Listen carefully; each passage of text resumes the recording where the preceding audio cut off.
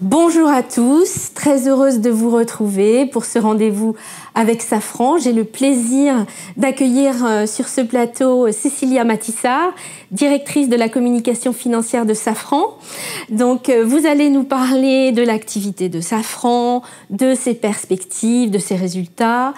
Et dans un deuxième temps, eh bien, vous répondrez aux questions des internautes qui sont majoritairement des curieux ou des actionnaires. Mais avant cela, eh bien, je vais, moi, vous faire, comme d'habitude, un petit point bourse pour retracer un petit peu où on en est et ce qu'Investir pense de la bourse en ce moment. Alors, je ne vais pas revenir sur cette année extraordinaire de 2021, année post-pandémie. Vous savez que la bourse a été montée d'une manière incroyable puisque nous avons retrouvé les niveaux historiques au-delà des 7300 points au début de cette année. Et puis, la guerre en Ukraine a changé la donne. Donc, le CAC 40 est retombé autour de 5700 points en mars. Et puis, le voilà remonté d'une manière assez incroyable, d'ailleurs, autour des 6500 points, même un peu au-dessus. Alors, malgré tous ces événements et ces risques, le CAC 40 vient de reprendre en un mois à peu près 10-12%. On trouve à Investir que c'est un peu fort et qu'il y a des risques et je vais juste rapidement les évoquer avec vous. Alors, avant le déclenchement de la guerre en Ukraine, vous le savez, on avait déjà des bouleversements dans les chaînes de production, on avait des pénuries de semi-conducteurs, l'inflation commençait déjà à monter un peu. Et puis, évidemment, avec l'entrée des Russes en Ukraine le 24 février au matin, en dehors des atrocités qui sont commises en ce moment, le bouleversement économique est là. Avec, on sait que l'Europe est dépendante de l'énergie russe, du gaz, du pétrole. Il y a une flambée du baril qui est montée jusqu'à 138, je crois, $ le baril à un moment.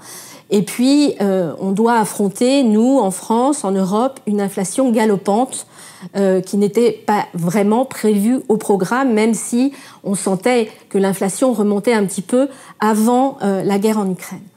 Donc, qu'est-ce qui se passe ? Les autorités monétaires doivent agir. Elles ont un objectif d'inflation à 2%. On est largement au-dessus, proche des 10% dans beaucoup de pays. Donc, on remonte les taux d'intérêt.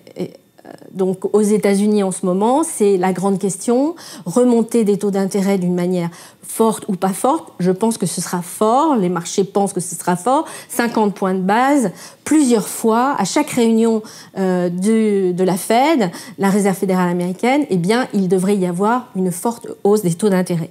Déjà, les taux courts remontent avec une inversion de la courbe des taux. Pourquoi cette inversion de la courbe des taux ? C'est simple. Eh bien, c'est parce qu'on craint une récession. Parce que si les taux remontent trop rapidement, il y aura forcément un ralentissement économique fort et peut-être au bout un atterrissage qui ne soit pas en douceur, mais un brusque atterrissage de l'économie américaine et même de l'économie mondiale. N'oublions pas que la Chine, en ce moment, qui a très très mal géré sa pandémie, même si elle est pandémie zéro, Covid zéro, elle n'a pas vacciné correctement sa population. Des villes se referment, sont confinées, Shenzhen, Shanghai aussi. Et donc, cette usine du monde tourne maintenant au ralenti et va nous ralentir aussi. Donc, ça veut dire sans doute une moindre croissance aussi, à la fois aux États-Unis peut-être à un moment, mais certainement en Europe, qui a toujours un décalage entre les États-Unis et l'Europe au niveau de la conjoncture. Bien, donc tout ça, ça veut dire peut-être moins de croissance des bénéfices des entreprises et à un moment ou à un autre, la bourse va le prendre en compte. On va avoir des rendez-vous avec les entreprises bientôt. Elles vont nous annoncer, elles vont parler parce que souvenez-vous, quand les résultats ont été annoncés, c'était avant l'entrée des Russes en Ukraine. Donc, il va y avoir des directions d'entreprises qui vont abaisser sans doute leurs estimations, leurs projections de bénéfices pour 2022. Donc, attention à cela. À Investir, nous sommes plutôt prudents. Donc, on regarde le stock picking, ça veut dire l'achat de valeur par valeur. Et on regarde, on aime bien tout particulièrement les sociétés qui ont du pricing power, ça veut dire les entreprises qui sont capables de passer des hausses de prix. Et quand on vit avec de l'inflation, c'est très important pour préserver les marges. Voilà, j'ai assez parlé, on va rentrer dans le vif du sujet avec vous, Cécilia Matissart, donc directrice de la communication financière de Safran. Et avant de répondre aux questions des actionnaires, eh bien, je vous donne la parole. Très bien, merci Sylvie. Je vous remercie pour votre invitation qui me donne l'occasion de parler de Safran et puis, comme vous l'avez dit, de répondre aux nombreuses questions que nous avons reçues donc, en amont de cette réunion. C'est toujours un plaisir d'aller à la rencontre de nos actionnaires, même de façon virtuelle, de nos actionnaires individuels et qui sait, peut-être de nouveaux actionnaires. Alors, ma présentation va se dérouler en 3 parties. Une première partie qui va être consacrée à une présentation générale de Safran, de nos résultats, de nos objectifs sur 2022, mais également de nos objectifs un peu plus moyen terme, tels que nous les avions présentés d'ailleurs au marché en fin d'année dernière. Une deuxième partie qui sera l'occasion de revenir sur le modèle d'affaires de Safran, à la fois sous l'angle de nos marchés et puis de notre stratégie, avec 2 axes forts, la décarbonation et la souveraineté. J'aurai également l'occasion de dire un mot sur quelle est notre politique en matière d'allocation de capital et de retour aux actionnaires. Et puis une 3e partie qui viendra après la séance donc, de questions-réponses, où là j'aurai l'occasion de faire un point sur nos relations avec nos actionnaires. Donc nous allons peut-être commencer tout de suite par la présentation générale de Safran. Voilà, donc sur cette slide, vous voyez que donc, Safran est un groupe international de haute technologie qui opère dans le domaine de l'aéronautique, propulsion, équipement et intérieur d'avion, mais également dans le domaine du spatial et de la défense. Notre mission, c'est de contribuer durablement à un monde plus sûr où le transport aérien devient toujours plus respectueux de l'environnement, plus accessible et plus confortable. Nous employons 76 800 personnes dans le monde, plus de 50% en France. Nous avons dégagé un chiffre d'affaires ajusté en 2021 de 15,3 milliards d'euros. Et une des particularités de Safran, c'est d'être seul ou en partenariat, d'occuper des positions de leader sur un plan mondial ou sur un plan européen. Précisément, quand je regarde donc, la carte d'identité de Safran, vous pouvez donc, qui se répartit en fait de cette façon. Donc, nous avons sur la base de ce chiffre d'affaires 2021 de 15,3 milliards d'euros, nous avons donc 3 grandes divisions. Nous avons la première division qu'on appelle la propulsion aéronautique, qui représente plus de 50% de notre chiffre d'affaires. C'est plus de 7 milliards d'euros en 2021. Et là, il s'agit de tout ce qu'on appelle notre activité de motoriste. C'est-à-dire que là, nous fabriquons des avions, justement, nous ne fabriquons pas d'avions, nous fabriquons des moteurs pour des avions commerciaux, pour des avions militaires, pour des avions régionaux, pour des avions d'affaires et également des turbines pour les hélicoptères. Dans le segment plus spécifique des avions commerciaux, nous avons noué un partenariat historique depuis les années 70 avec General Electric, dans lequel nous avons en fait nous avons investi à 50-50 dans une co-entreprise qui s'appelle CFM International et qui permet de développer les moteurs CFM 56 et LEAP, donc en particulier donc pour ce segment des avions courts et moyens courriers. Safran facilite aussi l'accès à l'espace, puisque là aussi, nous détenons 50% d'une co-entreprise, Ariane Group, avec Airbus, qui est effectivement donc spécialisée dans les lanceurs spatiaux, Ariane 5 et Ariane 6. Si j'en viens maintenant à notre deuxième segment d'activité, c'est ce qu'on appelle chez nous les équipements et la défense. Donc là, c'est 41% de notre chiffre d'affaires en 2021. C'est un peu plus de 6 milliards d'euros. Et là, il s'agit d'une offre très large d'équipements, que ce soit les nacelles, que ce soit les trains d'atterrissage, que ce soit le câblage électrique pour les avions, que ce soit les freins également. Et nous avons également, dans le domaine des systèmes aéronautiques, qui est une activité qui nous vient de l'ex-Zodiac Aerospace, développé des fonctions essentielles qui permettent en fait de sécuriser un certain nombre de systèmes, comme les systèmes en fait de sécurité, comme les toboggans, par exemple, les systèmes aussi pour le cockpit, les systèmes de gestion des circuits de carburant. Et puis, nous avons dans cette division, dans ce segment d'activité, nos activités spécifiques de défense. Donc là, il s'agit de toute une offre en optronique, en avionique, et puis également en navigation inertielle et en drone tactique. Et puis, nous avons donc une troisième division, segment d'activité, qui sont donc ce qu'on appelle Aircraft Interiors. Ce sont les intérieurs d'avions. Là, c'est 10% de notre chiffre d'affaires. Ce sont des activités qui nous viennent là aussi de l'ex-Zodiac Aerospace. Et donc, c'est tout ce qui est intérieur de cabine et puis les sièges. Voilà. Donc, vous l'avez compris, on est présent sur l'ensemble des composants d'un avion. Mais ce qui est intéressant, je crois, avec cette planche, comme je le disais en introduction, c'est de montrer qu'un axe fort de la stratégie de Safran, qui est d'avoir systématiquement, comme on peut le voir sur cette planche, des positions de numéro 1 ou de numéro 2 mondial ou européen. Alors, si je maintenant en viens à vous dire un mot donc, sur nos résultats 2021.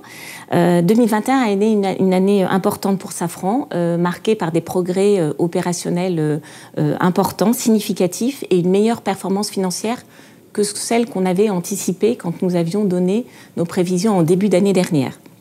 Donc, dans un contexte global de redressement du marché, avec un point bas qu'on avait atteint au premier trimestre 2021, nous avons enregistré effectivement, comme on peut le voir sur cette planche, des solides performances financières, à la fois en termes de marge et à la fois en termes de trésorerie.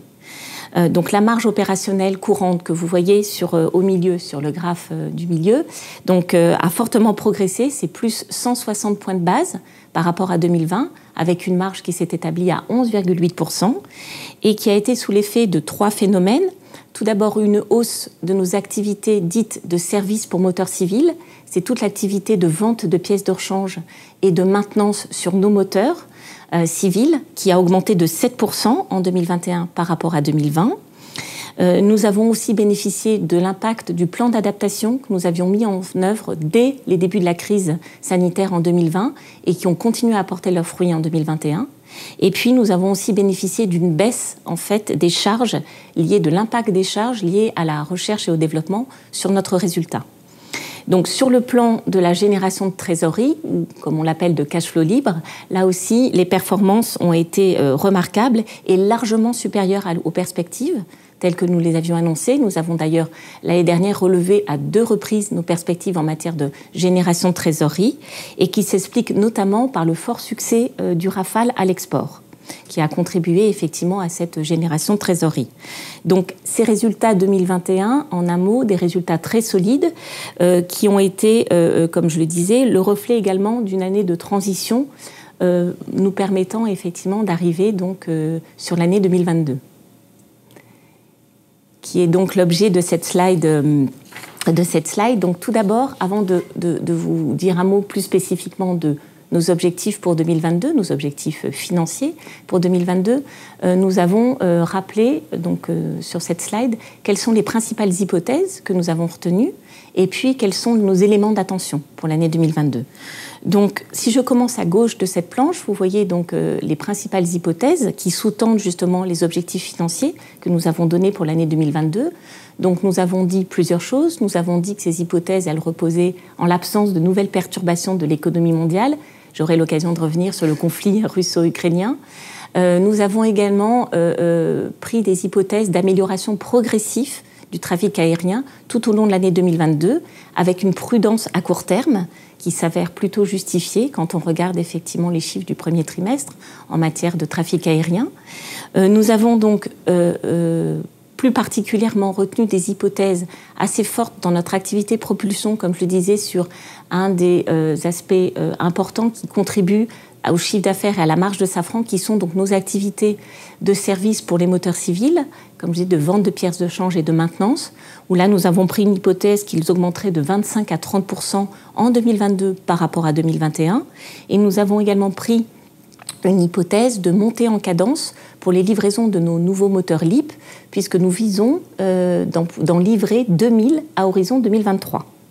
Nous avons également pris des hypothèses en matière de dépenses d'investissement, comme vous le voyez sur cette slide, également des hypothèses en matière d'augmentation de nos dépenses en recherche et développement, et puis une hypothèse également de taux en fait, de parité dollar-euro, qui est quelque chose d'important également chez Safran. Donc, ces hypothèses, ce sont des hypothèses qui sous-tendent nos objectifs financiers, comme vous l'avez dit, et qui ont été établis avant le conflit russo-ukrainien. Donc, dans les points d'attention, effectivement, il y a donc le conflit russo-ukrainien. J'aurai l'occasion d'en dire un mot. Il y a des Mais questions. indépendamment de ça, nous avions déjà pointé un certain nombre d'éléments d'attention, comme le rythme de la reprise du trafic aérien, et notamment du trafic aérien domestique, qui est important pour notre activité, tous les sujets autour du recrutement, des difficultés de recrutement, notamment dans notre chaîne d'approvisionnement, justement d'un point d'attention sur la surveillance de notre chaîne d'approvisionnement, parce que pour pouvoir justement monter en cadence, il faut que notre chaîne d'approvisionnement puisse suivre, à la fois en termes de matières premières comme en fait de personnes, d'employés qui travaillent. Et puis un élément d'attention, vous en avez également parlé, autour de l'inflation et de ce que nous pouvons ressortir d'ores et déjà en termes de pression inflationniste et de pénurie de certaines matières premières ou de composants. Nous avons également, vous en avez également dit un mot, quand je parlais du rythme de la reprise du trafic aérien, une volatilité aujourd'hui que l'on voit sur le premier trimestre 2022, notamment liée à la Chine, oui, qui, avec sa politique effectivement zéro Covid, entraîne énormément de volatilité, en fait, quand on regarde les statistiques en matière de trafic, notamment sur les cycles de vol de nos moteurs. Effectivement, on est à des niveaux tout à fait bas, en fait, sur ce premier trimestre 2022. Alors venons-en justement spécifiquement donc à ces perspectives financières 2022. Je rappelle encore une fois, telles que nous avons pu les publier donc fin février 2022, au moment où nous avons annoncé nos résultats 2021, donc qui sont hors impact du conflit russo-ukrainien. Donc ce que nous avons dit, c'est que nous prévoyons d'attendre pour cet exercice 2022 un chiffre d'affaires ajusté compris entre 18 milliards et 18,2 milliards d'euros, c'est-à-dire une croissance à peu près de l'ordre de 18%. Une marge opérationnelle courante ajustée qui sera d'environ 13%, et puis une génération de cash flow libre d'environ 2 milliards d'euros. Donc ce sont des objectifs effectivement qui sont tous en progression par rapport à l'année 2021, et notamment donc, en matière de chiffre d'affaires, de marge, puisque cette augmentation de 13%, c'est plus 120 points de base par rapport à l'année dernière, et puis une génération de trésorerie qui va continuer à bénéficier en fait des acomptes rafales qui avaient déjà été présents dans notre génération de trésorerie en 2021 et dont on va continuer à bénéficier en 2022. Alors, si maintenant j'essaye de me projeter à un horizon un peu plus moyen terme, vous voyez donc apparaître sur ces planches ce que nous avons, quelle est la trajectoire financière à moyen terme, c'est-à-dire à horizon 2025, telle que nous l'avons établie donc, au moment de la journée investisseurs que nous avons fait en fin d'année dernière, donc c'était en décembre, sur nos principaux agrégats. Donc nous prévoyons, comme vous le voyez donc, à gauche de cette planche, une croissance du chiffre d'affaires en moyenne de 10% par an d'ici 2025, qui sera soutenue par la croissance de nos activités donc, de services pour les moteurs civils, de l'ordre de 15% en moyenne par an, mais également une hausse des cadences de production, avec plus forte et plus concentrée et plutôt sur le segment des courts et moyens courriers. Plutôt que sur les longs courriers, où nous voyons une reprise plus tardive que celle sur les courts et moyens courriers. Et puis sur la génération de cash flow libre, donc de trésorerie, là aussi on voit une forte accélération qui sera portée donc notamment par une hausse de l'EBITDA qui va doubler sur la période, et puis une progression également des acomptes que nous allons recevoir, qui notamment dans pour les années 2021 et 2022, et puis une progression également de ce qu'on appelle des contrats de service long terme sur notre moteur LEAP, qui sont des contrats de service en fait à l'heure de vol et pour lesquels nous recevons du cash en fait en amont en fait des premiers du travail que nous aurons à faire plus tard quand ces moteurs passeront dans nos ateliers. Donc nous avons un mécanisme où nous recevons du cash en fait en avance et qui vient alimenter effectivement cette génération de trésorerie entre 2021 et 2025. Donc si je regarde maintenant et je zoome plus particulièrement sur la marge opérationnelle courante, là aussi telle que nous la voyons, à horizon 2025. Donc c'est une marge opérationnelle courante qui donc, avec un objectif de marge, on voit, de 16 à 18%, qui est finalement équivalente à la trajectoire de marge que nous avions avant la crise, que nous avions fixée en fait avant la crise pour 2022, et donc en fait qui témoigne, je dirais presque simplement, de l'impact de la crise sanitaire qui a finalement décalé de 3 ans ces objectifs, mais ces objectifs sont toujours là, ils sont ambitieux, et c'est donc 16 à 18% de marge opérationnelle courante que nous visons d'atteindre en 2025, avec 2 phases, une phase de croissance dite modérée pour les années en fait 2022-2023, et puis ensuite une accélération de cette croissance pour 2024 et 2025. Parmi ces composants, les composants d'amélioration de cette marge, en fait, en 2025, il y a, comme on le précise sur cette planche, ce que nous avons réussi à mettre en place, comme je vous le disais, nous avons réussi à mettre en place un certain nombre d'économies, en fait, au moment de la crise, et nous pensons que nous sommes capables de conserver au moins 500 millions d'euros de ces économies que nous avons su générer pendant la crise à horizon 2025. En d'autres termes, nous pensons que nous sommes capables d'avoir abaissé le point mort de Safran, en fait, à horizon 2025, pour nous permettre effectivement de dégager ce niveau de marge. Et puis, donc, sur la droite de cette slide, vous voyez la décomposition de cet objectif de marge opérationnelle courante par division, les 3 divisions dont je vous ai parlé tout à l'heure, dans notre carte d'identité. Donc, vous avez, pour la propulsion, nous visons une marge opérationnelle supérieure à 20% en 2025. Pour nos activités d'équipement et de défense, nous visons une marge opérationnelle qui sera aux alentours de 15%. Et puis, pour notre dernière division, Aircraft Interiors, intérieur d'avion, nous visons une marge opérationnelle courante supérieure à 10%. Alors, clairement, cette division, Aircraft Interiors, est la division qui a le plus souffert pendant la crise, pour 2 raisons. Parce que exposée beaucoup au segment des longs courriers, plus particulièrement, et puis exposée aussi aux décisions discrétionnaires des compagnies aériennes qui, pendant la crise, ont souhaité effectivement préserver leur cash et ont différé en fait les activités de rénovation de leur intérieur d'avion de façon assez évidente. Et donc c'est une activité qui a beaucoup souffert, mais pour laquelle le redressement est en cours, puisque nous avons dégagé une perte opérationnelle courante en 2021, qui était d'un montant à peu près similaire à celle que nous avons dégagée en 2020, mais en 2021, le chiffre d'affaires avait quand même continué à baisser de plus de 20%.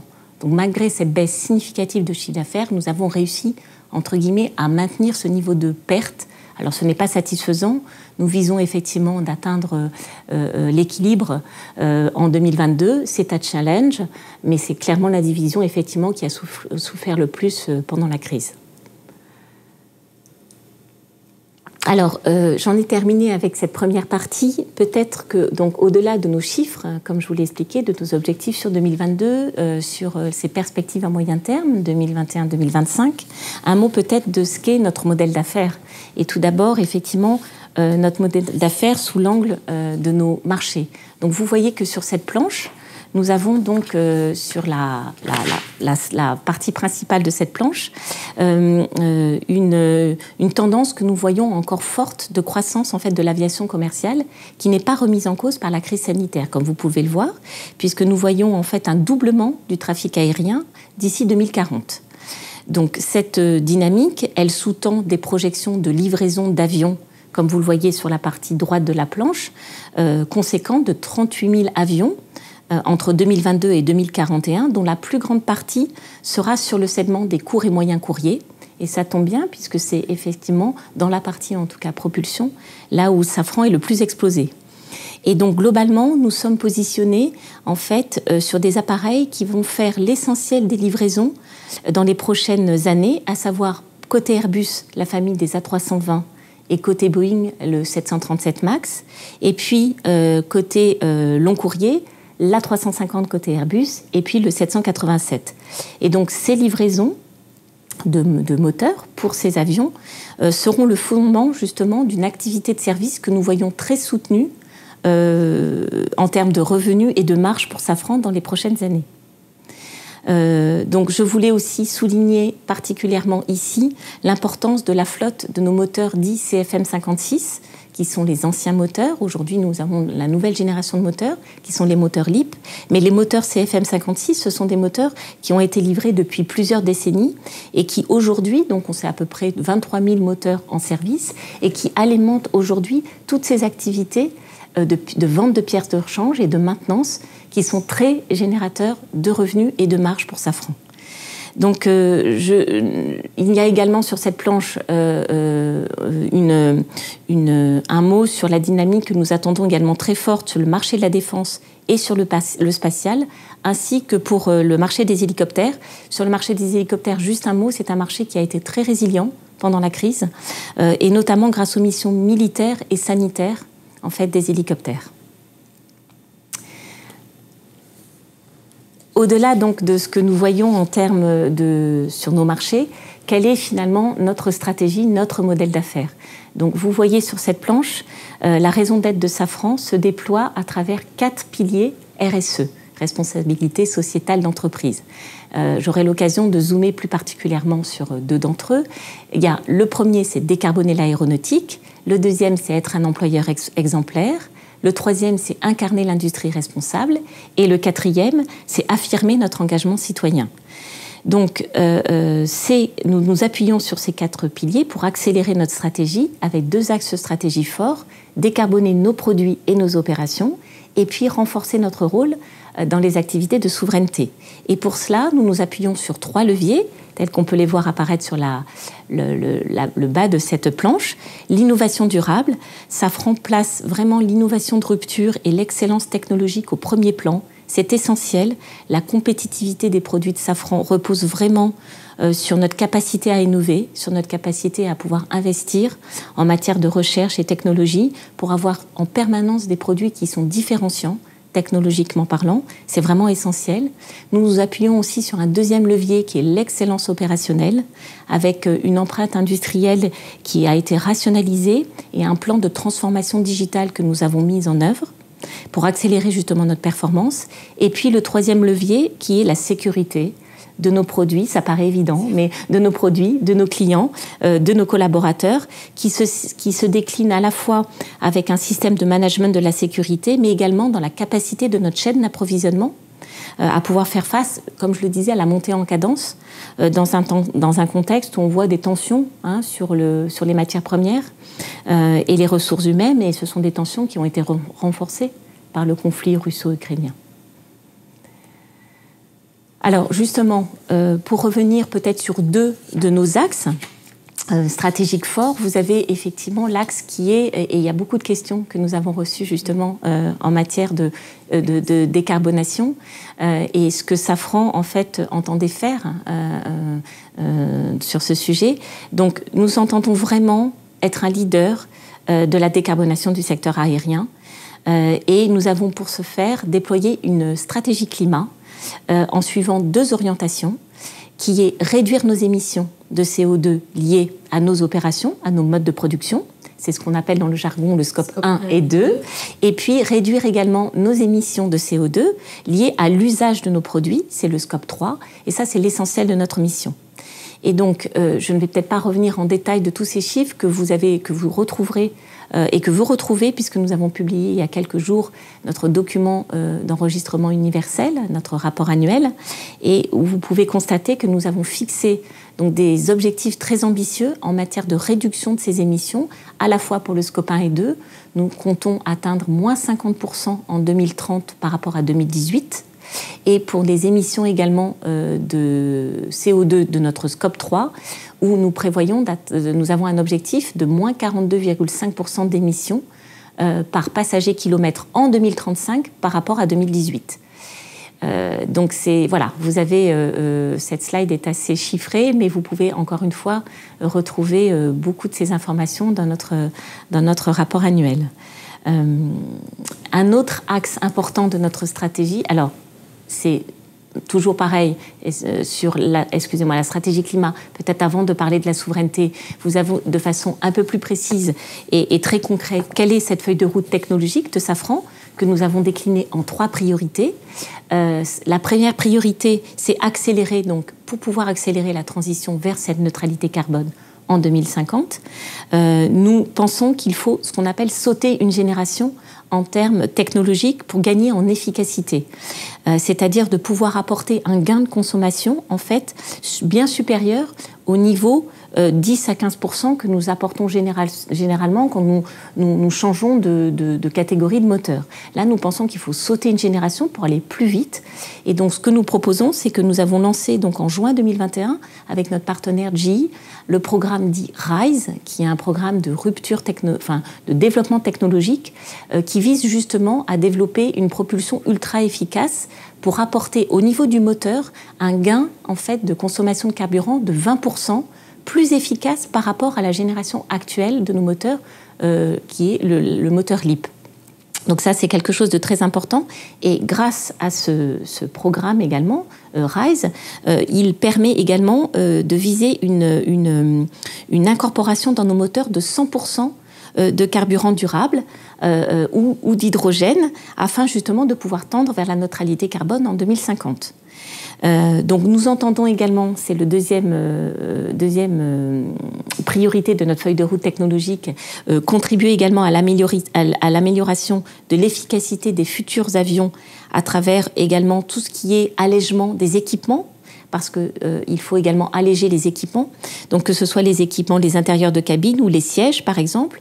Il s'agit également de travailler tout ce qui est amélioration des matériaux également, pour pouvoir les rendre plus légers, plus optimisés, et puis tout le travail aussi sur la chaîne électrique qui sera très important. Donc nous comptons vraiment contribuer et avoir une part entière dans cette trajectoire de décarbonation du secteur aérien, encore une fois, avec des objectifs ambitieux que nous nous sommes fixés en matière de réduction d'émissions de CO2, mais également au niveau des moyens que nous consacrons, puisque Safran consacre 75% de ses dépenses de recherche et technologie à améliorer la performance environnementale de nos produits. Donc c'est important. Et pour vous donner une idée à peu près en termes de chiffres, sur la période 2021-2025, c'est 4,2 milliards d'euros que nous allons consacrer à la recherche et technologie pour pouvoir justement permettre d'atteindre en fait ces objectifs. Sur ces 4 milliards d'euros, un peu plus de 4 milliards d'euros que nous comptons dépenser, il y a 2,8 milliards qui seront autofinancés par Safran, et puis il y a 1,4 milliard que nous attendons de la part d'aide des pouvoirs publics. Le deuxième axe stratégique que nous souhaitons accélérer, c'est renforcer notre rôle dans les activités de souveraineté. Alors, nous n'avons pas en fait attendu malheureusement la crise du conflit russo-ukrainien, mais il se trouve que cet axe stratégique résonne peut-être de façon un peu plus forte aujourd'hui. Donc nous disposons, comme on peut le voir sur cette planche, de positions très fortes sur un certain nombre de programmes dans nos activités dites de défense. Donc à la fois ce sont des programmes français, avec un programme très connu qui est le programme Rafale, pour lequel nous fournissons effectivement le moteur M88, mais également plein d'autres équipements, les systèmes d'atterrissage, le câblage et la distribution électrique. Et puis nous contribuons aussi à un certain nombre de programmes, qu'ils soient britanniques ou américains. Je le disais également, nous sommes positionnés comme dans le domaine spatial avec Ariane Group, que nous détenons donc à 50-50 avec Airbus. Et puis nous sommes aussi positionnés comme le leader sur l'architecture, l'intégration et les parties chaudes du moteur pour le futur combat, le futur avion de combat européen, le SCAF. Voilà, donc c'est important. Trois éléments peut-être à retenir. Globalement, donc, nos activités dites de défense ou de souveraineté chez Safran, ça représente, en 2021, ça représentait à peu près 4 milliards d'euros de chiffre d'affaires. Ce sont des activités qui ont été résilientes en 2021, alors que l'activité commerciale, avait plutôt effectivement subi les effets de la crise sanitaire. Un deuxième élément peut-être à retenir, c'est que Safran, comme beaucoup d'entreprises aéronautiques, est une entreprise duale, c'est-à-dire que en fait nos activités civiles et nos activités militaires se nourrissent mutuellement, notamment sous l'angle de la technologie. Et puis dans un contexte, comme je le disais, de tensions géopolitiques telles que l'on peut connaître aujourd'hui, finalement le défi de rester maître de son destin est très très important et s'impose avec force, et Safran a vraiment pour objectif de continuer à renforcer et à protéger ces technologies souveraines. Alors, un dernier mot de ma présentation pour vous parler de quelles sont finalement nos 3 priorités en matière d'allocation du capital et de dire un mot plus spécifique en matière de retour, de notre politique de retour aux actionnaires. Donc, vous le voyez sur cette planche, nous avons donc 3 priorités. La première qui est en fait tout ce que l'on fait en matière de gestion de notre portefeuille d'activité. Donc, nous avons effectivement lancé une revue de portefeuille en 2021 et qui nous a permis de dire 2 choses. À l'issue de cette revue de portefeuille qui portait effectivement sur les activités de l'ancien Zodiac Aerospace, nous avons donc dit que 70% de ces activités que nous avons héritées de notre acquisition de Zodiac Aerospace étaient considérées comme essentielles. J'ai parlé de tout ce qui était aérosystème, qui est logé dans notre division équipement. Et puis nous avons dit que 30% de ces activités de l'ex-Zodiac Aerospace étaient en cours de revue, parce que ne correspondant pas à l'ADN de Safran. Et l'ADN de Safran, en fait, c'est 3 choses. C'est des barrières technologiques élevées à l'entrée, c'est des activités de service qui doivent être importantes, générateurs de revenus et de marge, et puis c'est une discipline financière stricte. Donc 30% de ces activités, ex-Zodiac Aerospace, sont en cours de revue. Nous aurons l'occasion effectivement de revenir devant le marché et devant nos actionnaires pour en dire un peu plus au fur et à mesure de l'avancement de cette revue. Nous avons d'ores et déjà procédé à un certain nombre de cessions d'activités qui n'étaient pas considérées comme essentielles, indépendamment de ces 30% qui sont sous revue.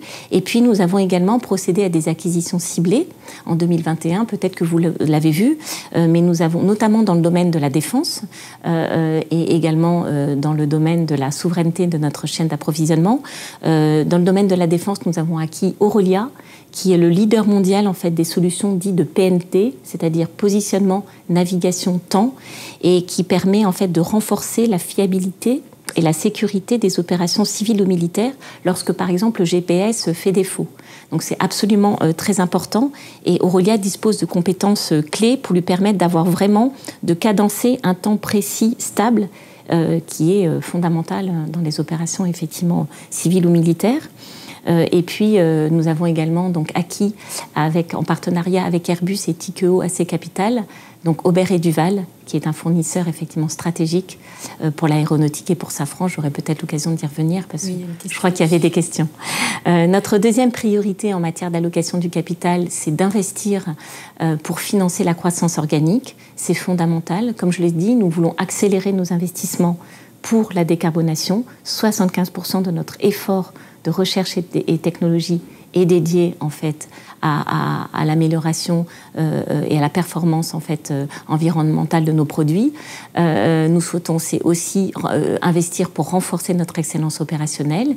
Et puis nous avons un objectif qui est de maintenir un endettement faible pour pouvoir préserver notre flexibilité. C'est important. Nous sommes dans une industrie de long terme dans l'aéronautique et il faut qu'on reste flexible pour pouvoir financer potentiellement un nouveau programme qui pourrait en fait arriver avant l'horizon 2035. Je parlais tout à l'heure de du programme RISE que nous avons lancé avec notre partenaire GE, qui est un programme effectivement de maturité technologique à horizon 2035. Mais si un des 2 avionneurs, Airbus ou Boeing, décidait de lancer un nouvel avion avant 2035, il faudrait que nous soyons prêts pour pouvoir répondre. Et donc nous voulons garder cette flexibilité pour pouvoir effectivement investir si nécessaire pour accompagner nos clients pour effectivement ce nouvel avion. Et puis, troisième priorité, c'est notre politique de retour aux actionnaires. J'aurai l'occasion aussi peut-être d'y revenir. Nous proposons à l'Assemblée générale du 25 mai prochain un dividende de 0,50 centimes d'euros par action.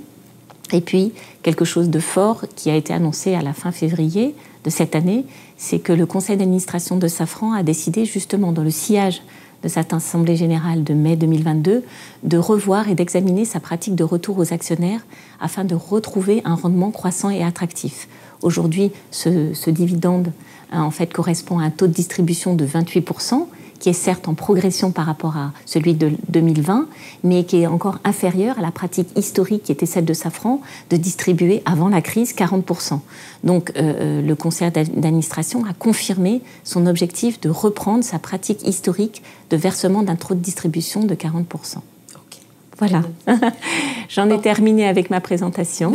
Merci beaucoup pour cette présentation très complète, je dois dire. J'ai beaucoup appris, parce que j'écris pas sur Safran, mais du coup, maintenant, j'ai beaucoup appris sur l'entreprise, elle est passionnante. Donc, les actionnaires ont envoyé pas mal de questions, je dois dire, et du coup, on les a classées, voilà, parce qu'il y en avait vraiment beaucoup. Donc, on va commencer par peut-être les questions sur stratégie et perspective du groupe. Donc la première question, c'est quelle est la stratégie de diversification de Safran vis-à-vis de l'aéronautique ? Alors en fait, nous n'avons pas de stratégie de diversification, puisque précisément, Safran, donc, nous avons, il y a quelques années, cédé nos activités dans la sécurité, et puis nous avons acquis Zodiac Aerospace pour précisément nous concentrer et nous renforcer dans le secteur aéronautique, de la défense et du spatial. Donc nous sommes pleinement satisfaits aujourd'hui avec notre portefeuille d'activités. Alors ça veut pas diversification. Alors ça veut pas dire que ici et là, comme je l'ai dit, nous avons une politique d'acquisition ciblée qui nous permet effectivement de renforcer un certain nombre de briques technologiques, exactement, ou de préserver par exemple la souveraineté de notre chaîne d'approvisionnement avec l'opération Aubert et Duval. Mais nous n'avons pas de stratégie, encore une fois, de diversification, de sortir. Bien au contraire. Bien au contraire, nous nous sommes recentrés sur le cœur de notre métier, qui est l'aéronautique, le spatial et la défense. Et c'était effectivement, nous avons été ravis. Et en cela, l'acquisition de Zodiac Aerospace nous avait justement permis de compléter notre offre produit dans les intérieurs d'avions. Alors, entre-temps, comme je vous l'ai dit, nous avons effectivement procédé à une revue de portefeuille sur l'activité ex-Zodiac Aerospace, pour lequel 70%, encore une fois, sont considérés comme essentiels, et puis 30% en cours de revue, parce que, comme je le disais, je me répète, ne correspondant pas effectivement à l'ADN de Safran. Mais ça, nous nous donnons... Il y aura d'éventuelles sessions qui viendraient plus tard. Nous nous donnons un horizon à peu près de 2 ans, et nous aurons l'occasion régulièrement d'informer le marché comme nous le faisons. Ok. Alors, une deuxième question sur les perspectives de développement de Safran en 2022 et les risques qui sont inhérents pour les années à venir. Alors, je crois que comme je l'ai montré dans la planche sur nos objectifs 2022, nous avons effectivement publié des objectifs 2022 en février de cette année, mais qui sont des objectifs, effectivement, comme beaucoup d'entreprises, qui ne tiennent pas compte des impacts du conflit russo-ukrainien. Donc, ces impacts sont en cours d'évaluation et nous aurons l'occasion d'y revenir puisque nous publions notre chiffre d'affaires pour le premier trimestre 2022, le 29 avril.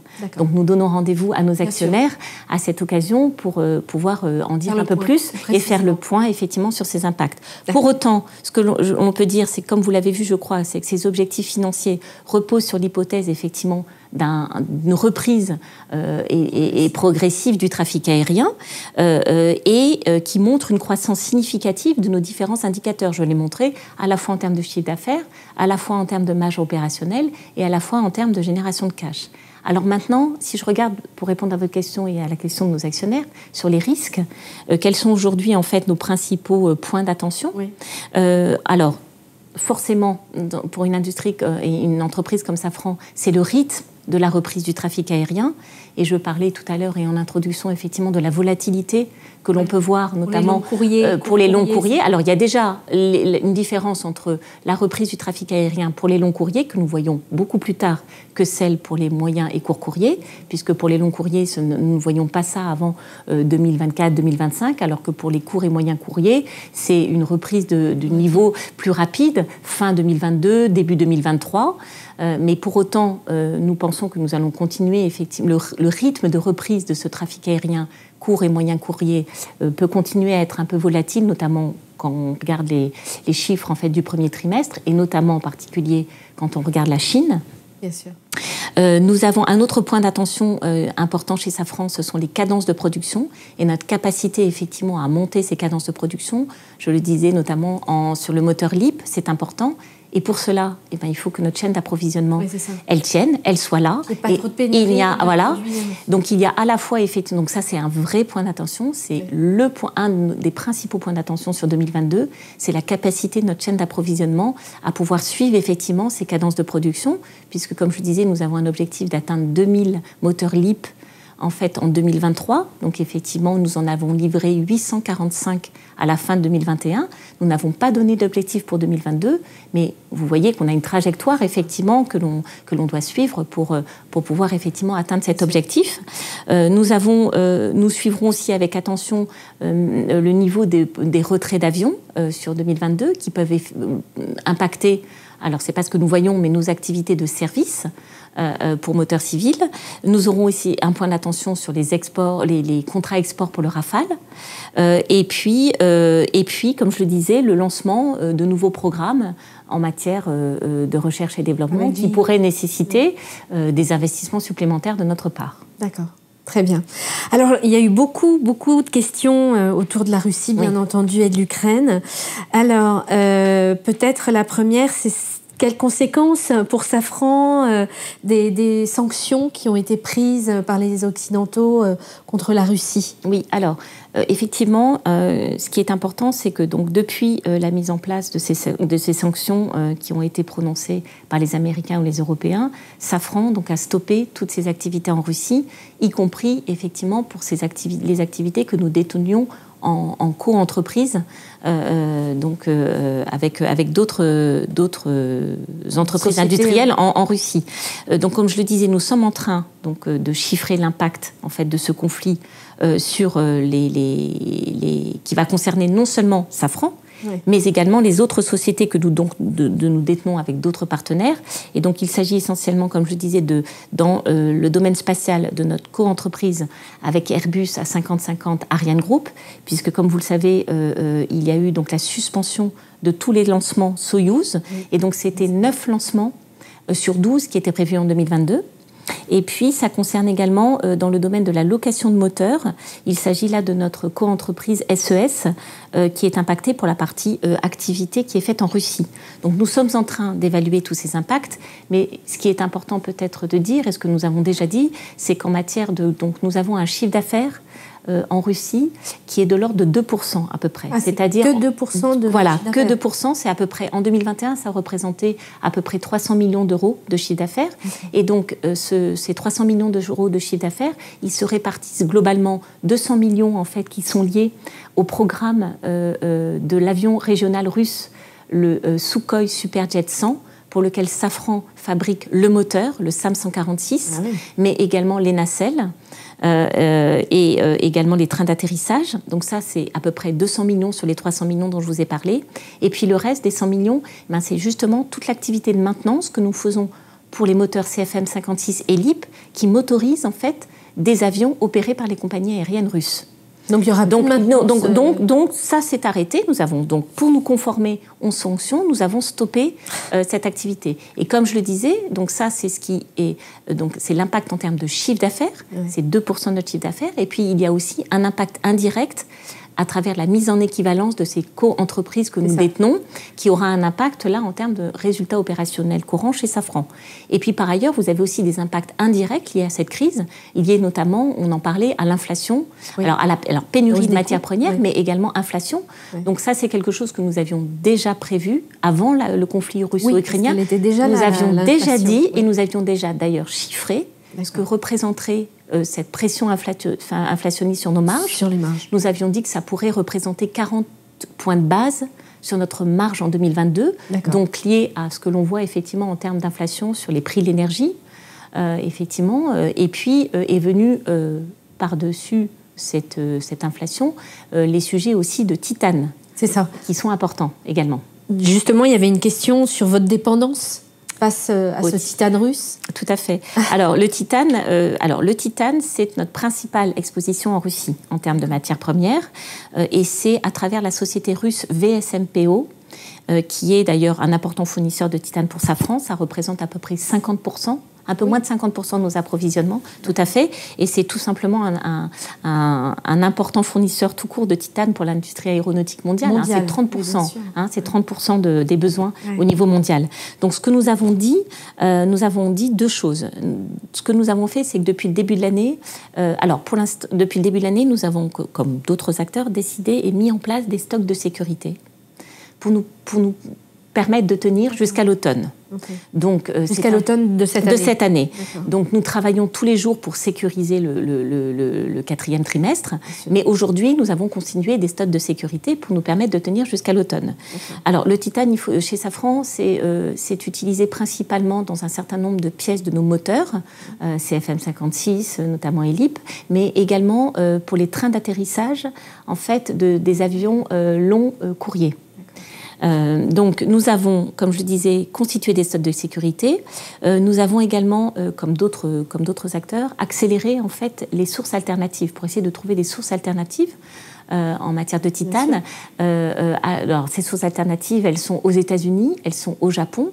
Donc nous avons aussi beaucoup accéléré pour essayer sur ces sources alternatives. Et à ce titre, alors c'est vrai que ça ne sera pas un impact ça ne sera pas quelque chose d'immédiat, mais l'acquisition d'Aubert & Duval est intéressante parce que Aubert & Duval, effectivement, nous permet de... Peut-être rappeler, ils sont dans quoi? Alors justement, ils produisent en fait des super alliages, en fait, qui sont très importants en fait pour les pièces aéronautiques. Et puis, ils ont aussi développé une filière de titane. En fait, à travers justement des éponges de titane et des titanes recyclés. Alors aujourd'hui, c'est pour ça que je disais que c'est pas forcément pour le court terme parce que les quantités sont encore petites, mais à moyen terme, c'est vraiment effectivement préserver l'indépendance. L'indépendance, quand je parlais effectivement de faire des acquisitions ciblées pour nous permettre là aussi de renforcer notre souveraineté, notamment en matière sur notre chaîne d'approvisionnement. Aubert & Duval est une parfaite illustration et spécifiquement sur les sujets de titane, il se trouve que c'est une solution à moyen terme.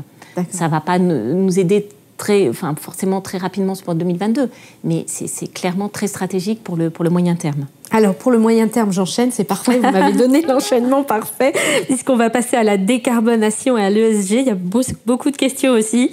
Alors, quelles sont vos actions pour améliorer votre note ESG, pour améliorer l'environnement, etc. Alors, je crois que j'en ai dit un mot quand j'ai parlé du modèle d'affaires de Safran. Donc, nous avons 4 piliers dans notre stratégie, donc RSE, dite ou ESG, ça dépend un petit peu. Et nous avons mis en place des actions très concrètes pour prendre en compte en fait ces aspects ESG dans le quotidien de l'entreprise. Et en matière de notation extra-financière, chez Safran, quand vous regardez globalement les notations extra-financières que nous avons en matière ESG, je cite les 2 principales que sont celles MSCI et puis Sustainalytics, qui sont en tout cas celles des grandes agences et que celles qui sont regardées par nos actionnaires, par nos investisseurs. Nous avons parmi les meilleures notes en fait du secteur. Nous sommes numéro 1 ou numéro 2 parmi les entreprises du secteur aéronautique et donc nous travaillons énormément effectivement avec ces agences pour pouvoir maintenir en fait ces niveaux de notation extra-financière. C'est vrai que ce sont des sujets en fait qui sont très importants. Ce sont des sujets qui prennent de plus en plus de place et là aussi j'invite tous nos actionnaires à lire en fait ce que nous avons publié dans notre rapport annuel spécifiquement sur ces sujets parce que nous y consacrons beaucoup de ressources. De ressources, exactement. Alors du coup c'est important l'aviation décarbonée, où est-ce qu'on en est Est-ce que ça arrive? Alors, ça va être long aussi, je suppose. Oui, alors c'est sûr que c'est pas par magie pour demain. Effectivement, on est dans une industrie, je le disais, longue, et nous avons effectivement, c'est un de nos principaux défis chez Safran, pour toute la filière d'ailleurs, c'est d'atteindre ces objectifs très ambitieux à horizon 2050 pour l'aviation décarbonée. Et donc, nous travaillons sur un certain nombre de leviers, comme je les ai indiqués tout à l'heure, pour atteindre cet objectif et surtout nous y mettons des moyens. 75% encore une fois de nos efforts de recherche et technologie sont consacrés à l'amélioration environnementale en fait de nos produits. Donc, mais je dirais aussi que quelque part ce n'est pas un axe nouveau chez Safran en fait la décarbonation. On en parle beaucoup, mais la recherche de moteurs toujours plus efficients a toujours été au cœur de nos préoccupations. Et d'ailleurs, le moteur LEAP, qui est notre moteur actuel, qui prend progressivement en fait le relais du moteur des anciens moteurs, dit CFM56. Et donc ce moteur LEAP qui équipe aujourd'hui les versions A320 Neo et 737 Max affiche déjà un gain de consommation de 15% par rapport justement à l'ancienne génération. Donc c'est quelque chose sur lequel nous avons toujours travaillé, cette recherche effectivement en permanence en matière de moteurs plus efficients, c'est dans l'ADN de Safran. Mais maintenant nous souhaitons accélérer, exactement. Et donc comme je l'avais dit, donc c'est à la fois ces 3 axes, enfin 2 axes principaux, c'est donc de continuer à travailler sur la frugalité de ces moteurs, avec justement demain, dans le cadre de ce programme RISE, permettre d'avoir un gain de consommation de 20%. Donc vous voyez, qui sera vraiment en rupture par rapport au gain de consommation de carburant que nous avions pu avoir avec les modèles précédents. Et puis, c'est aussi le recours massif au carburant durable. Nous croyons beaucoup au carburant durable, alors que ce soit des carburants dans le jargon qu'on appelle dit drop-in, c'est-à-dire drop-in, c'est-à-dire qu'ils peuvent se substituer en fait au kérosène, au conventionnel, ou alors effectivement, ça peut aller jusqu'à des carburants de synthèse ou de l'hydrogène. Donc voilà, donc nous travaillons donc ce programme RISE sur tout type de le programme RISE. J'ai même pas entendu parler d'huile usagée, enfin je sais pas. On travaille sur plein de choses. Et effectivement, c'est dans le cadre de ce programme RISE dont j'ai parlé, c'est pas un programme aujourd'hui c'est pas un programme sur un moteur en particulier, c'est un programme en fait qui nous permet de développer globalement plein de briques technologiques pour pouvoir être prêts pour que quand nos clients, les 2 avionneurs, Boeing et Airbus, décideront en fait de lancer un nouvel avion, qui lui aussi devra être en rupture pour pouvoir atteindre ses objectifs de décarbonation au niveau du secteur à horizon 2050, nous, Safran, en tant que motoristes, en tant qu'équipementiers, nous soyons prêts pour pouvoir leur offrir effectivement un certain nombre de... En termes de rupture, justement, on parle beaucoup de l'avion électrique. Oui. Là, ce sera une rupture pour le coup. Alors oui, l'avion électrique, effectivement. Alors, l'avion électrique, il faut quand même préciser les choses parce que... Alors, pour l'instant, ce qu'on peut dire, c'est qu'il y a quand même un consensus assez clair sur le fait que la prochaine... Alors, je parle au moins de la prochaine génération d'avions court et moyen courrier, qui sera de toute façon propulsée par des turbines à gaz. Qu'elles soient avec des technologies donc carénées ou non, c'est-à-dire carénées, c'est-à-dire qui sont encerclées, entourées d'une nacelle ou non carénées, comme nous l'avons pu le montrer chez Safran avec notre Open Rotor. Ça, il y en aura toujours. Donc ça, de toute façon, il y en aura toujours des turbines à gaz. Donc encore une fois, qu'elles soient avec des technologies carénées ou non, ou qu'elles soient en fait avec des carburants, peu importe qu'elles brûlent du kérosène, entre guillemets, ou des carburants durables ou de l'hydrogène, c'est la seule option possible à ce stade. En tout cas, ce sont bien ces avions qui vont voler pour la trentaine d'années en fait qui arrivent. En revanche, et donc parce que effectivement, comme vous le savez, sur des avions à court terme, pour des avions commerciaux, en fait, on a un vrai problème de densité énergétique, en fait, et que s'agissant de la propulsion électrique, donc la propulsion électrique en fait ou fortement hybridée, peu importe, toute électrique ou fortement hybridée, elle sera plutôt limitée à des vols de courte distance, en fait. D'accord. Et là-dessus, nous sommes... peut-être. Oui, aux petits avions, tout à fait.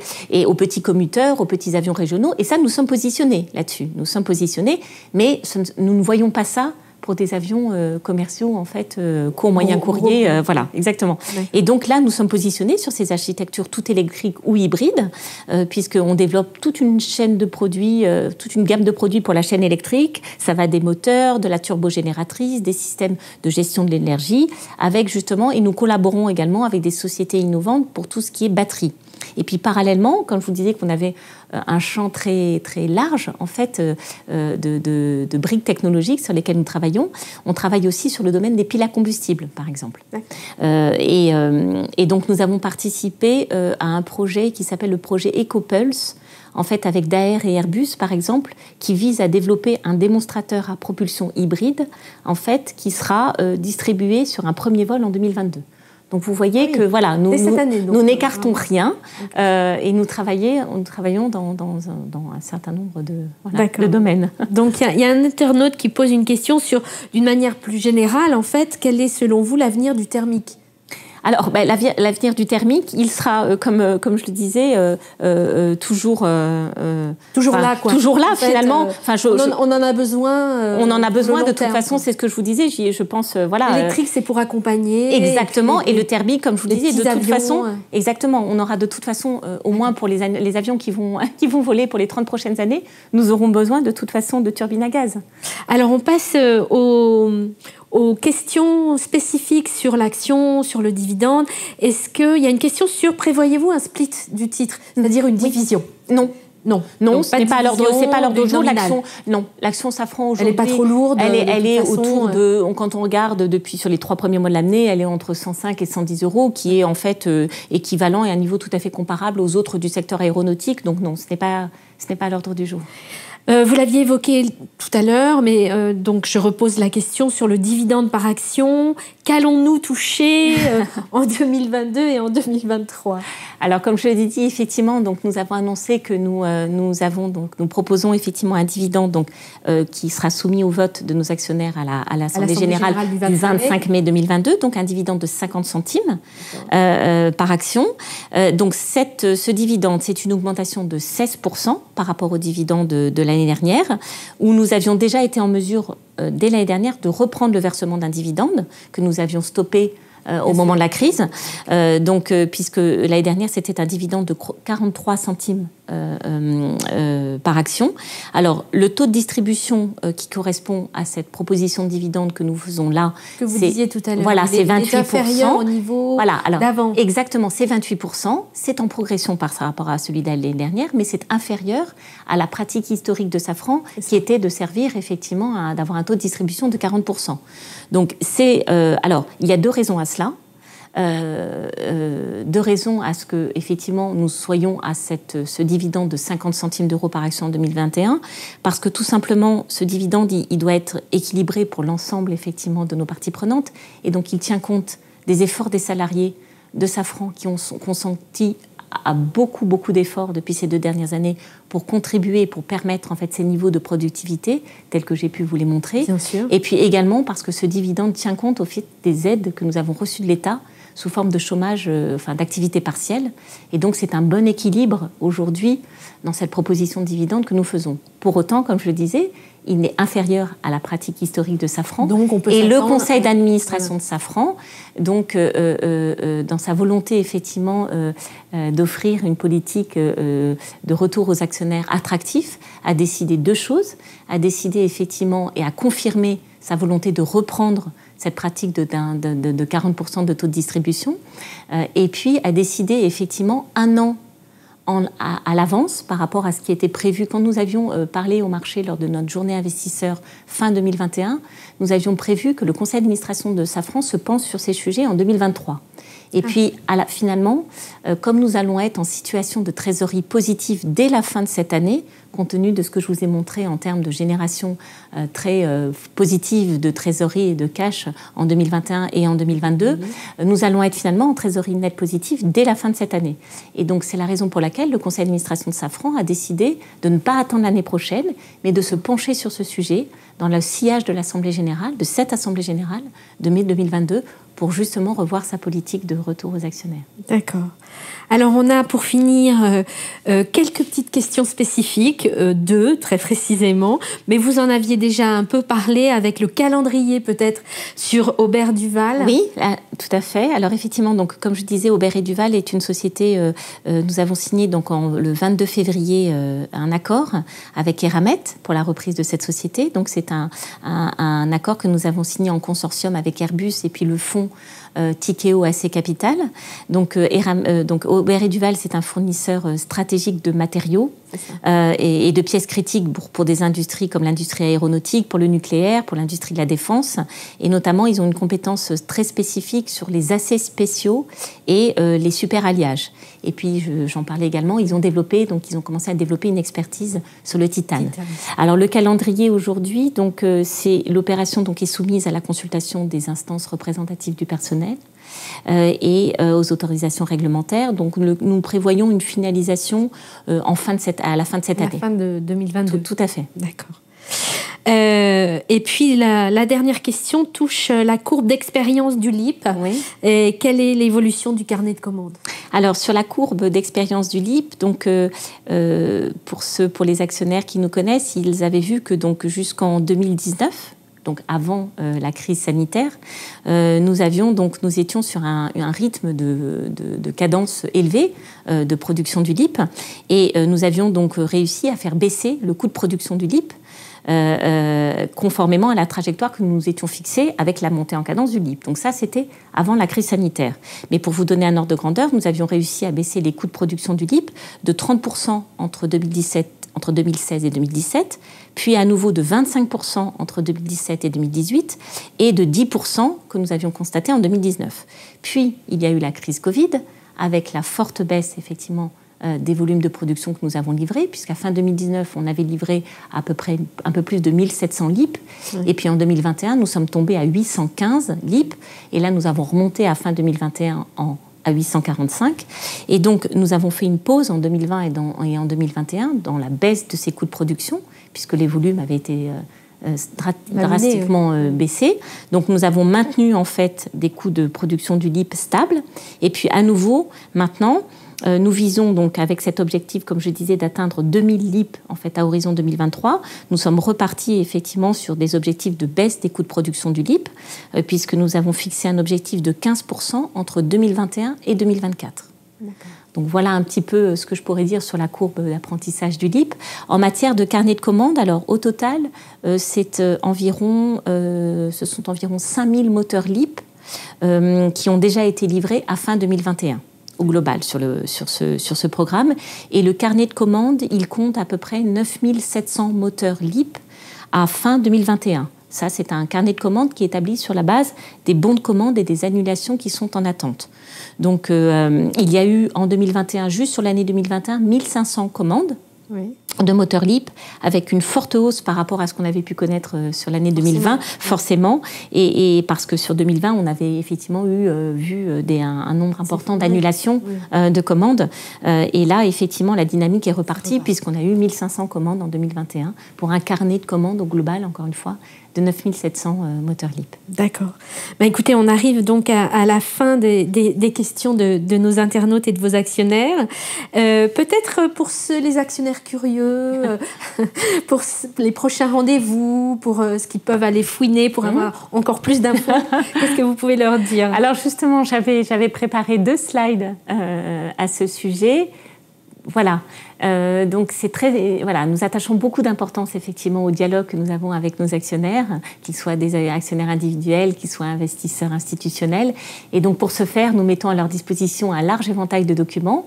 Donc je crois que j'en ai un peu parlé pendant ma présentation, mais nous venons donc de publier notre rapport annuel, ce qu'on appelle notre document d'enregistrement universel, qui comprend, comme l'année dernière, en chapitre d'ouverture, ce qu'on appelle le rapport intégré, qui est un document de 25 pages, peut-être un peu plus digeste à lire que notre document d'enregistrement universel, qui est très prospectif, avec des graphiques, très synthétiques, qui fait un point complet sur la stratégie de Safran. Mais c'est important parce que pour les actionnaires qui sont un peu passionnés, ou ceux qui aiment l'aviation, ils regardent ça, et plus il y a de détails, plus c'est intéressant finalement. Tout à fait. Tout à fait. Et c'est pour ça que c'est un gros travail, effectivement, que nous faisons chaque année pour produire ce rapport annuel, pour produire ce rapport intégré. Et puis, alors après, nos actionnaires le savent, mais nous mettons également à leur disposition donc, la lettre aux actionnaires, d'autres outils, je dirais, classiques pour les actionnaires individuels, le guide de l'actionnaire avec le programme du club actionnaire, et puis le site internet, bien entendu, qui est une source aussi d'informations. Et donc, à cette occasion, peut-être, je peux rappeler les prochains rendez-vous que nous avons avec nos actionnaires. Nous avons parlé de l'Assemblée Générale, donc, le 25 mai, qui se tiendra en présentiel au Palais des Congrès d'Issy-les-Moulineaux. On est ravis, effectivement, à nouveau. Ça faisait 2 ans qu'on était à huis clos, en Assemblée Générale virtuelle. Retrouver et discuter avec nos actionnaires. C'est quand même mieux. Voilà, c'est mieux.